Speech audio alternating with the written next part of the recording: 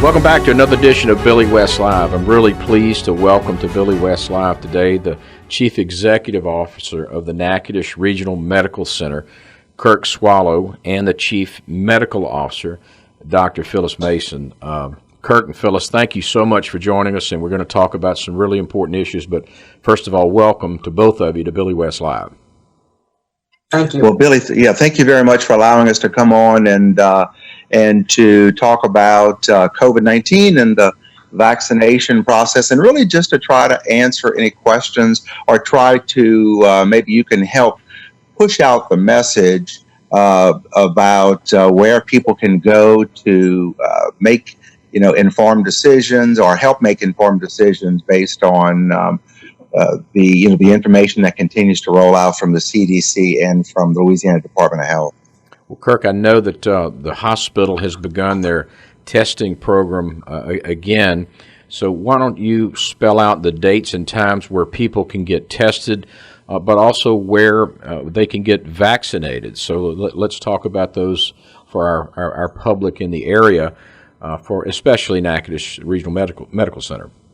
Yeah, absolutely. Well, based on the fact that all of our primary care physicians throughout the community have been overwhelmed with their patients calling, asking to get tested, they reached out to us and asked if we could re-ramp back up community testing. So we did pretty quickly in a week, and we began this week doing drive-through testing at our 740 Kaiser Avenue location, which is where our walk-in clinic is located. So every Tuesday and Wednesday afternoon from 1 p.m. to 4 p.m., we are offering drive-through testing. You don't have to get out of your vehicle. It takes about 15 minutes to go through the entire process, and we get results back to people. What we commit to is within 24 hours. But on these first 2 days, we were able to get rapid results back to everyone within about an hour and a half to 2 hours. So just depending on the volume, we should be able to get results back pretty quickly. And we saw about 150 patients, or vehicles, I should say, go through this past week. And out of that, we had about a 15% positivity. And those were people that were asymptomatic. And we have been offering daily vaccinations at our walk-in clinic location, which is the 740 Kaiser Avenue location. And it's open, that clinic is open 8 a.m. to 8 p.m. 7 days a week. The only thing you need to do is just call and make an appointment. It can be same day. And the only reason we're asking people to call is we want to make sure we open the appropriate amount of vials, because each vial is what we call a multi-dose vial, and we don't want to waste any. So we basically ask the community to call, and we can get them in. Most of the time, we get them in within an hour or 2 hours, or at least the same day. Well, Kirk, I saw this morning the PSA basically that was public service announcement that was put out by you and the Natchitoches Regional Medical Center, and I assume there's some sense of urgency that you wanted to get this messaging out, and I wanted to give you this opportunity and to have Dr. Mason join us to talk about the surge that's going on now in general. And Dr. Mason, if you will, can you help educate our listeners, kind of what's going on? What is this Delta variant, and how are we having to deal with this surge when all of us, maybe 6 or 8 weeks ago, thought this was getting under control? Yes, Thank you, Billy, for having us on. And you're correct. 6 weeks ago, we really did think we were in a better place. We were in a better place 6 weeks ago, but we thought we would really be in a good place now, particularly since we do have the vaccine available. But this Delta variant is a different strain than we've seen previously. And what we see now with this variant is that it is more transmissible, more contagious, when it has 1,000 times more virus, or the viral load, than the previous strand. So that's why it's so much more transmissible than the previous strand. And what we're seeing is younger people being infected and coming in sicker. We have some theories, the doctors and I, about why that is, but it's definitely a different virus strand than we saw previously. And so it is more dangerous. It really concerns me that we're going to see more as it peaks. We're going to see more illnesses and I think more deaths. And how do we deal with, Dr. Mason, just to stay with your commentary just for a moment? By the way, I saw your interview with Governor John Bel Edwards, and then saw your interview last night on at national television, where you were commenting on these things. The bedding now in Natchitoches Parish at the Regional Medical Center, are we full? Or is the ICU beds full or not? There seems to be misinformation out there, so I want to give you the opportunity and Kirk the opportunity to address that directly. So I'll go first. And right now, our ICU is not full. We do have capacity. Our med-surg unit, our medicine floor is not full. We do have some capacity there. What we're seeing, though, in the first part of the week, we were full. And we were having difficulties getting patients to our medical floors and our ICU floors. And so we were having to board patients in the emergency room. And so what we're doing now, though, we've had some of those patients that are in the ICU have been transferred out to another level of care. So we do have capacity at this time in our ICU and our medicine floors.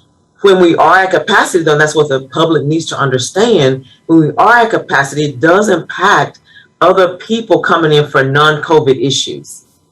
Right. And Kirk, I'd like you to comment. I saw a blurb on national media just a few minutes ago that one of the big medical centers in Houston has stopped doing elective surgeries in their hospital system in Harris County. Are we anywhere near having to make that decision? And then comment, too, about the staffing at the Natchitoches Regional Medical Center and the appropriateness. Do you have enough staffing to handle another COVID surge? Well, yeah, that's several questions. So I'm going to kind of break that down. If you look across the state, where we are seeing the largest surge of patients have been traditionally where we saw it 1, 2, and 3 surges 1, 2, and 3. So that is in the southeast, which is the New Orleans area through Baton Rouge, and somewhat into the southwest, the Lake Charles area, but also Shreveport-Bossier. We fall in Region 7, which is, the state is divided into 9 regions. So Region 7 starts with Natchitoches Parish, and the western border of that is the Texas line up to Arkansas. About halfway, you split the top part of the state. We're Region 7. Region 8 is the Monroe area, the other part, and it comes on down to Natchitoches. So that region, our Region 7, has been one of the top, one of the busiest. So it's been the New Orleans, Metro, Baton Rouge, and then the Shreveport-Bossier area. So if you look at South Louisiana, they have stopped all elective surgeries. There's nothing going on in their facilities today. We have canceled elective procedures earlier in the week that were going to require an overnight stay in the ICU. So they were elective. They can be postponed for a week or so. So we made the decision. And the reason we've done that is we want to make sure we have the appropriate number of staff members to take care of patients. We never want to put the community or our patients at risk. We don't have an adequate ratio of nurses and other caregivers to patients. So we've been tight. There is a national shortage of nursing and respiratory therapists around the country. It has been exacerbated by the fact that we were already entering into a nursing shortage whenever COVID hit. Began about 18 months ago now, and that being that population of nurses 55 and older. And so that group now has really been offboarding or retiring at a much faster clip because they're at the point where this is a new phenomena in how we're taking care of patients. I've been in this business for over 40 years now, and I will tell you, I haven't experienced anything like that, like what we've experienced with COVID. But to answer the question, we will only staff beds or only open beds that we have the appropriate staffing ratios. And we've been okay. We've been tight but we've really been okay thus far. Our team is pulled together, really working hard at trying to make sure that we take care of the patients appropriately. And I will say the governor and Secretary Phillips from the Louisiana Department of Health have been extremely proactive and have worked very closely with the Hospital Association. We have calls right now twice a week. The chief medical officers have a call at least once a week across the state, and we share resources, we share ideas, we're getting assistance from the federal government, in particular when it comes to medications. But they have recently, in this past week, begun to start shifting federal healthcare workers into Louisiana to help out the hospitals. Well, that's encouraging. And this morning's PSA that was put out through the Natchitoches Regional Medical Center said that 9 of the 10 folks that are entering your hospital are unvaccinated. And that's from your own PSA. So I'd like to give first you, Kurt, an opportunity to address vaccinations versus non-vaccinations, not for political reasons, but for the purpose of just getting the facts and the statistics out there. What are both of you seeing insofar as patient admits and then severity of disease? Kirk, you go first, and I'd like for Dr. Mason to comment on that as well. Yeah, absolutely. I have a weekly call that I reactivated about 3 weeks ago because of the surge, and during the probably about a year ago, I had these calls started with all what we call public leaders. So it was the parish president, the university president, the mayor, the chief of police, the sheriff's department, the public health department, school board. So we have these calls just to talk about resourcing and what's going on to keep everybody up to date. So I reactivated those calls, and I asked them to help and to develop PSAs that we felt that if the community saw their leaders, their public leaders out there endorsing vaccinations and Natchitoches well, Natchitoches safe, that they would, maybe make that decision to get vaccinated. So that's the whole reason of the PSAs. That was number 3 we released. We will have 6 more. So every day next week we'll have a different PSA going from different leaders from around the community. But what we're seeing right now is an exponential growth in COVID cases. It is now growing at a clip of about 10% per day growth over the previous day of positive cases across the state, which is a staggering number if you think about the statistic of that. Like today, we got our reports from the Louisiana Department of Health. There was 6,116 new COVID cases within 24 hours. That's new from the previous day. And with that, also an additional 157 patients admitted in the hospitals across the state. So that is almost 2,600 patients in hospital beds as we speak. That is higher than any time during the pandemic. This is a different strain. And there's a couple of issues going on out there, and Dr. Mason can get really specific on the scientific side of it. But what we're hearing, and we're trying to educate the community, you hear a couple things. First, they'll say, well, I've had COVID. There's no reason for me to get the vaccine. I've got natural immunity. Well, it's like the flu. There's 124 strains of the flu. Yes, you can get, you had the flu before, but you take the vaccine, the flu vaccine, to help offset the severity of the predicted strains that will be coming out every year. So just like you had COVID, but it doesn't mean that you are immune to new strains like the Delta strain that's out right now. Was recognized in December, hit the U.S. in March, and has been prolific throughout the nation.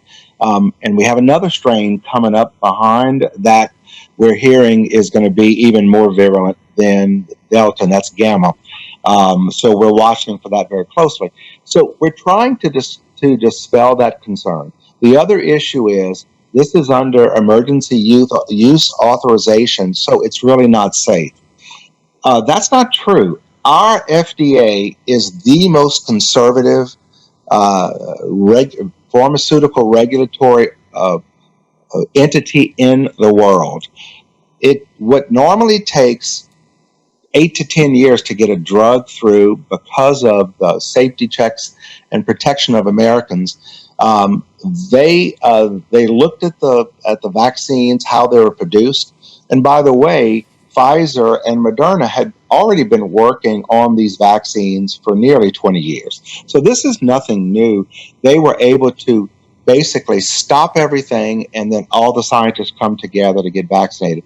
So there's this concern out there that as soon as the emergency use authorization is lifted, I'm going to take the vaccine.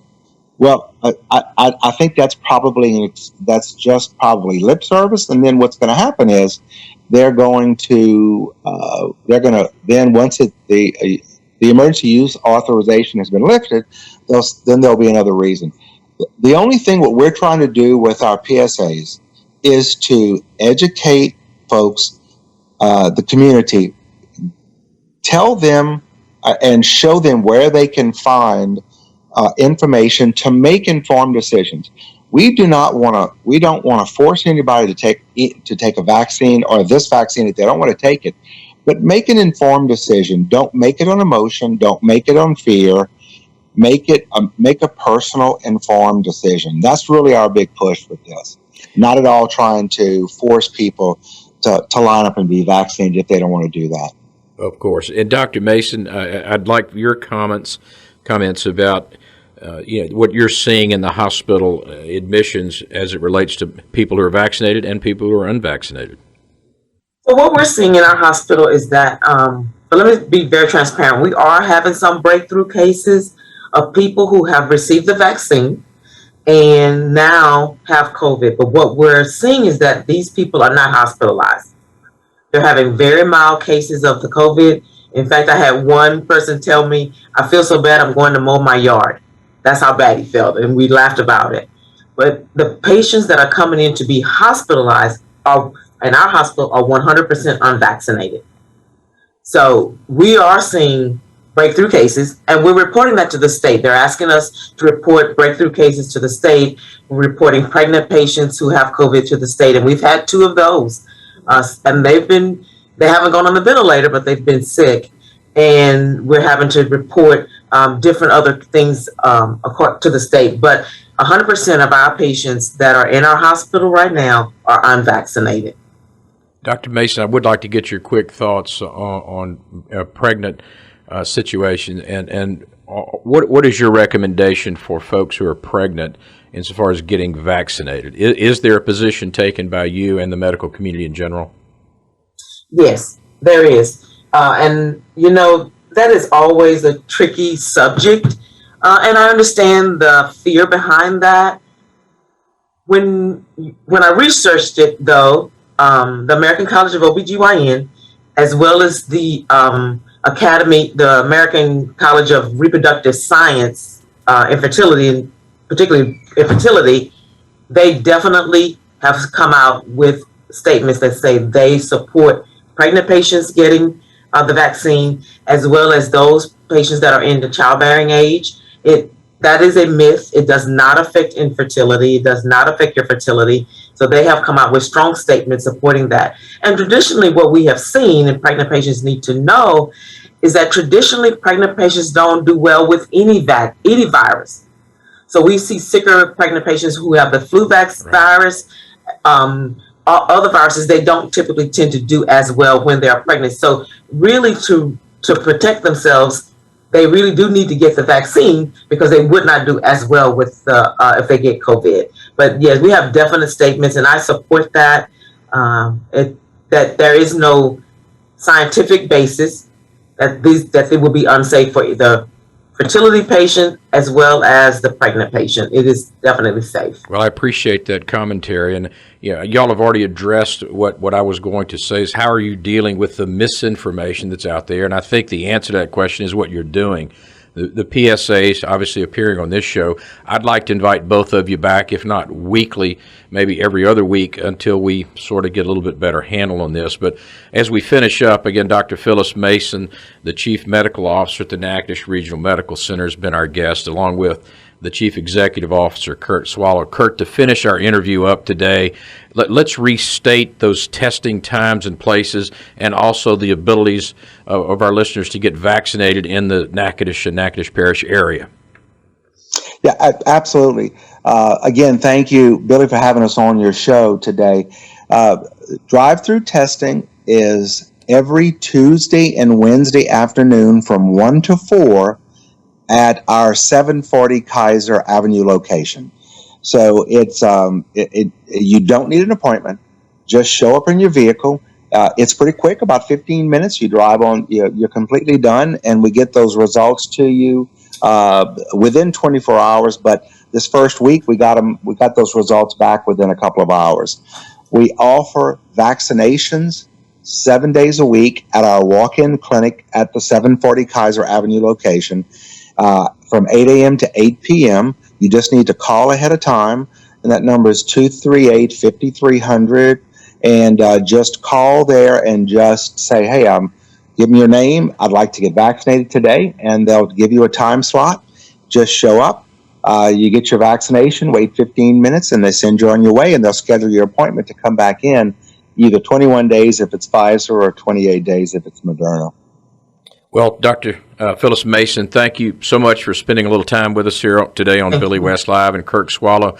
I appreciate what you're doing as Chief Executive Officer of the Natchitoches Regional Medical Center. If there's something else we can do to help continue to spread the word and the messaging that y'all need to get out for the health of the community, please know that you're welcome to come on at any time. But I really appreciate you both spending a little time with us today on Billy West Live. Thank you very much. Thank you. Thank you, Kirk, and thank you, Dr. Phyllis Mason. This has been Billy West Live.